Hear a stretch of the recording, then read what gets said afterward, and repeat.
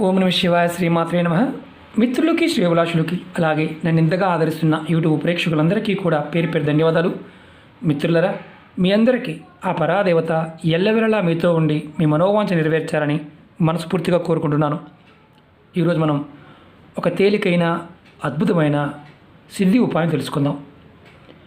మీరు రేపు మంగళవారం రోజు నీళ్ళలో ఒక పదార్థం కలిపి సూర్యభగవానుడికి అర్ఘ్యమిస్తే మీ జీవితం మారిపోతుంది.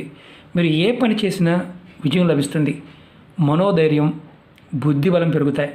అనారోగ్య సమస్యలతో కుటుంబ సభ్యులు బాధపడుతూ ఉంటే వారి ఆరోగ్యం కుదుటపడుతుంది. ఎందుకంటే సూర్యుడిని ఆరాధించడం వల్ల మనకి ఆరోగ్య సమస్యలు అంటే అనారోగ్య సమస్యలు తొలగి ఆరోగ్యం చేకూరుతుంది. అలాగే మనోధైర్యం, అలాగే మనం ఏదైతే కోరుకుంటామో ఆ ప్రతి కోరిక కూడా నెరవేరడానికి మార్గం ఉంటుంది. సూర్యుడిని ఎవరైతే ఆరాధిస్తారో వారికి గౌరవ మర్యాదలు, పేరు ప్రతిష్టలు లభిస్తాయి. వారికి సుఖం, సంతోషం లభిస్తుంది. ఏ పని చేసినా దానిలో విజయం లభిస్తుంది. ఏది కోరుకుంటే అది జరుగుతుంది. మీలో ఆత్మవిశ్వాసం, మనోబలం పెరగడమే కాకుండా మీరు మీ కుటుంబ సభ్యులందరూ కూడా అంటే మీ చుట్టూ ఉన్న వాతావరణాన్ని కూడా పాజిటివ్గా మార్చగలుగుతారు. అంటే ఆత్మవిశ్వాసాన్ని పెంచగలుగుతారు. మీరు తీసుకునే ప్రతి నిర్ణయం ఆలోచించి తీసుకుంటారు. దురదృష్టవంతులు కూడా అదృష్టవంతులుగా మారతారు. సూర్యుడిని ఆరాధించడం వల్ల ఇంత గొప్ప లాభం ఉంటుంది. ఈ ఉపాయం మంగళవారం నాడు ఒక పద్ధతి ద్వారా, చిన్న తాంత్రిక పద్ధతి ఇది. ఈ పద్ధతి ద్వారా మీరు చేయడం వల్ల ఖచ్చితంగా మీ కుటుంబము, మీరు ఎదుర్కొంటున్న అనారోగ్య సమస్యలు ఏదైతే ఉన్నాయో వాటి నుంచి బయటపడే మార్గాలు తెలుస్తాయి. ధైర్యం వస్తుంది, మనోబలం పెరుగుతుంది. ఎందుకంటే సూర్యుడు ప్రత్యక్ష దైవం. అనారోగ్య పరిస్థితిలో ఉన్నవారు సూర్యారాధన చేయటం వల్ల ఖచ్చితంగా స్వస్థత చేకూరుతుంది. ఇది మన పెద్దలు చెప్తున్న మాట. ఈ తాంత్రిక ఉపాయంలో కూడా చాలా చిన్న ఉపాయం, ఎలా చేయాలో చెప్తాను. విధి విధానంగా పాటించండి. ఈ ఉపాయాన్ని ఆడవారు నెలసరి సమయంలో చేయకూడదు. మిగతా ఎటువంటి ఆహార నియమావళి కానీ ఏమీ లేవు. ఈ ఉపాయాన్ని మంగళవారం ఉదయం 6 గంటల నుండి 10 గంటల లోపు ఎప్పుడైనా చేయవచ్చు. 10 తర్వాత చేయకూడదు. ఉదయం 6 నుండి 10 లోపు చేయాలి.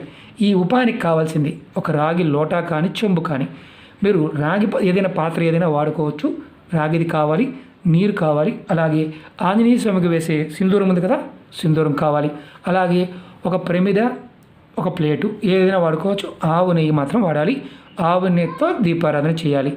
ఇది మనం ఎలా చేయాలో చెప్తాను. మీరు ఉదయం నిద్రలేచిన తర్వాత స్నానాది కార్యక్రమాలు ముగించుకొని ఇలా లోటా కానీ గ్లాస్లో కానీ నీళ్ళు తీసుకోండి. దానిలో కొంచెం చూపిస్తాను నేను. కొద్దిగా సింధూరాన్ని వేయండి.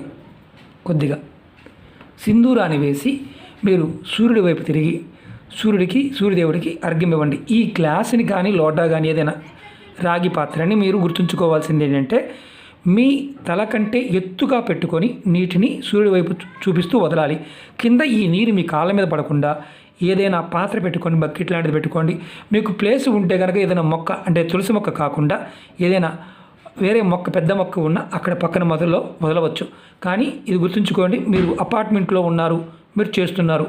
అలాంటప్పుడు మీరు గుర్తుంచుకోవాల్సింది ఏంటంటే, ఏదైనా ఒక పాత్ర కింద పెట్టుకొని ఈ నీరు దాంట్లో పోయండి. అంటే పైనుంచి పోస్తున్నప్పుడు, సూర్యుడికి అర్ఘ్యమిస్తున్నప్పుడు పైనుంచి ఇలా పట్టుకొని మీరు మీ తల భాగం కరెక్ట్గా మీ నుదురు కంటే ఎత్తు భాగంలో పట్టుకొని సూర్య భగవాన్ని చూస్తూ అర్ఘ్యం ఇవ్వండి.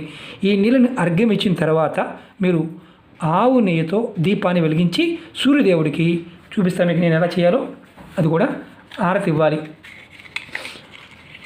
ఇలా 2 ఒత్తులు వేయండి. మీరు అగ్గిపుల్లతో కాకుండా సాంబ్రాణి పొడితో వెలిగించండి.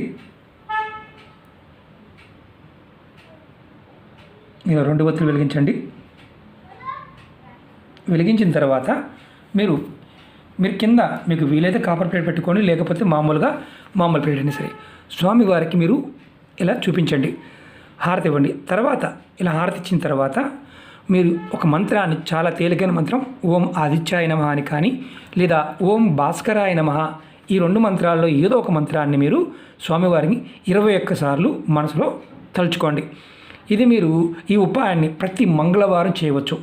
ప్రతి మంగళవారం ఇలా కంపల్సరిగా సింధూరాన్ని చేయటం వల్ల మీ కుటుంబంలో అనారోగ్య సమస్యల నుంచి బాధపడుతున్న వారు బయటపడతారు. మీ మానసికంగా మనోధైర్యం పెరుగుతుంది, ఆత్మవిశ్వాసం పెరుగుతుంది, మనోబలం పెరుగుతుంది, సూర్యభగవానుడు బలపడతాడు. జాతకరీత్యా మీరు ఏ నిర్ణయం తీసుకున్నా ఆలోచించి తీసుకోగలుగుతారు.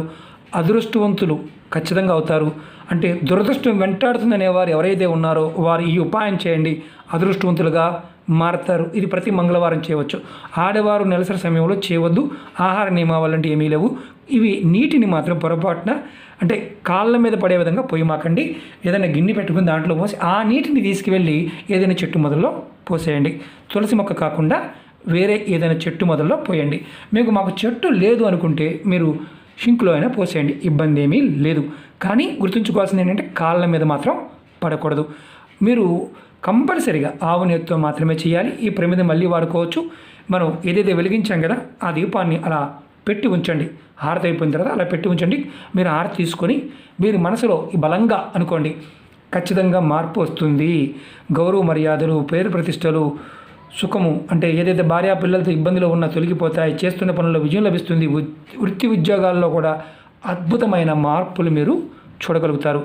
ఎందుకంటే ఈ చిన్న పరిహారానికి అంత అద్భుతమైన శక్తి ఉంది. అంతకుముందు వీడియోలో కూడా నేను మీకు ఆరోగ్యం గురించి చెప్పడం జరిగింది. 4 వీడియోలు చేయడం జరిగింది. ఎందుకంటే సూర్య భగవాన్ని ఆరాధించడం వల్ల కూడా మనలో ఇప్పుడు భయం ఏదైతే భయపడుతున్నామో ఆ భయం దొరుకుతుంది. ఈ పాండమిక్ సమయంలో మీరు ఖచ్చితంగా అమ్మవారి నామాన్ని, ఆంజనేయ స్వామిని, నారాయణ్ణి, మీ ఇష్టదైవాన్ని, కులదైవాన్ని, నామాన్ని ఎప్పుడూ స్మరిస్తూ ఉండండి. ఖచ్చితంగా సమస్యల నుంచి బయటపడతారు.